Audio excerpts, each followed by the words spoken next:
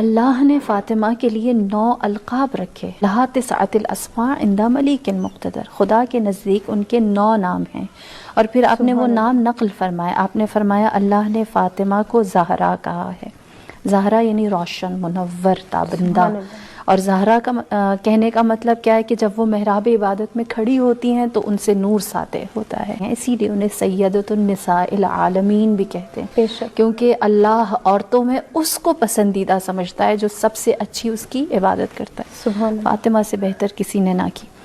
پھر دوسرا لقب طاہرہ کہا، پاک ہے۔ کیوں پاک ہے؟ کیونکہ اس تک کبھی رجس، نجاست، ناپاکی نہیں آئی۔ انما یرید اللہ لیذھب عنکم الرجس اہل البیت ویطہرکم تطہیرا، اللہ نے بھی ان کی طہارت کی گواہی دی۔ پھر کہا وہ راضیہ ہے، وہ اللہ کی خوشنودی میں خوش رہنے والی ہے۔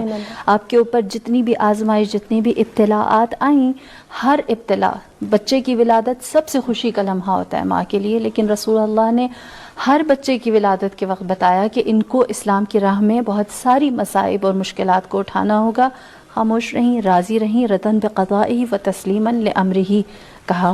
اسی کے ساتھ کہا وہ مرضیہ بھی ہے، اللہ نے کہا کہ اللہ ان سے راضی رہے، کیوں؟ کیونکہ نفس مطمئنہ کی ماں ہے۔ یا ایتھا النفس المطمئنہ ارجعی الی ربک راضیۃ مرضیہ۔ اول تو اللہ ہر مومن کو راضیہ اور مرضیہ کہتا ہے، اللہ جس سے راضی ہوگا وہی جنت میں جائے گا، نفس مطمئنہ ہے، اور جو اللہ سے راضی ہوگا وہی جنت میں جائے گا کیونکہ وہ نفس مطمئنہ ہے۔ لیکن حق کس نے ادا کیا خواتین میں؟ فاطمہ الزہرا میں۔ پھر فرمایا بطول العذراء ہے۔ بطول العذراء کون ہے؟ کہ جس نے 4 بچے پیدا کیے لیکن اس کی ایک نماز قضا نہ ہوئی ہو۔ فاطمہ الزہرا ایسی بطول، ہر نجاست سے پاک ہیں کہ انہوں نے بچے کی پیدائش کے وقت بھی اور اس سے پہلے بھی اور اس کے بعد بھی کبھی ان کی کوئی نماز قضا شرعی طور پر نہیں ہوئی۔ پھر فرمایا یہ صدیقہ ہے، صادقہ نہیں کہا، سچ کہنے والی نہیں ہے، کبھی جس نے جھوٹ نہ بولا ہو، شدت کے ساتھ جو سچی ہو، جس کی صداقت کیسے ثابت ہے؟ مباہلہ کا میدان ہے، اسلام کو گواہ چاہیے، اسلام کو پروف چاہیے، اسلام کو ثبوت چاہیے، یہ صدیقہ ہے، یہ اسلام کی صداقت کی گواہی بن کر گئی ہے۔ پھر کہا مبارکہ ہے، بابرکت ہے۔ مبارکہ کیسے ہے؟ سورہ کوثر گواہ ہے، اِنَّ شَانِئَکَ هُوَ الْأَبْتَرُ۔